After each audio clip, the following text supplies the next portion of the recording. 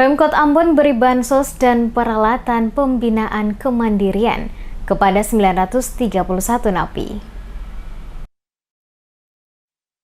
Direktur Jenderal atau Dirjen Pemasyarakatan Kementerian Hukum dan HAM RI mengaspirasi kepedulian yang ditunjukkan oleh pemerintah Kota Ambon dengan memberikan bantuan sosial berupa sembako dan peralatan pembinaan kemandirian kepada 931 warga binaan pemasyarakatan yang diserahkan di Lembaga Pemasyarakatan atau Lapas Kelas 2A Paso Ambon. Direktur Jenderal atau Dirjen Pemasyarakatan Kementerian Hukum dan HAM RI, Reinhard Silitonga, saat diwawancari tim DMS Media Group dalam kegiatan tersebut pada Rabu 26 Agustus 2020 menjelaskan, ini merupakan suatu perhatian yang sangat baik dari pemerintah lewat Wali Kota Ambon kepada Kemenkumham, khususnya warga binaan yang berada di lapas maupun rutan yang tidak lain adalah warga Kota Ambon. Hal ini juga sekaligus sebagai bentuk sinergitas, kolaborasi 3 pilar, dan wujud kepedulian pimpinan daerah kepada warga kotanya yang juga keluarganya terdampak akibat pandemi COVID-19.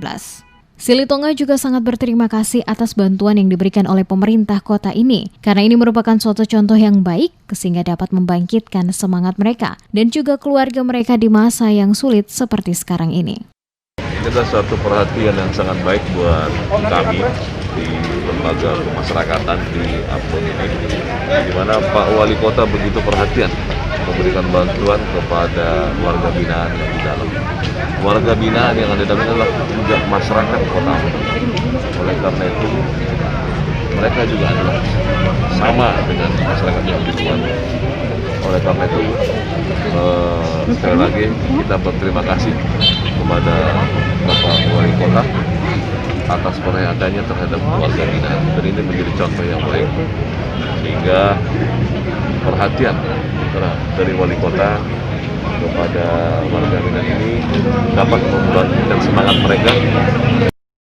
Sementara itu, Wali Kota Ambon Risat Lohana Pesi dalam sambutannya mengatakan, di masa pandemi COVID-19 tak saja terdampak bagi masalah kesehatan, tapi juga krisis ekonomi keluarga. Makan minum tak terkecuali keluarga warga binaan pemasyarakatan, karenanya pemerintah kota berpandangan warga binaan ini juga harus dibantu untuk meringankan beban hidup mereka dan juga keluarga mereka. Dirinya berharap bantuan yang diberikan itu dapat bermanfaat dan setidaknya dapat mampu meringankan beban hidup warga binaan lapas maupun keluarga di masa pandemi COVID-19 yang entah kapan berakhirnya ini.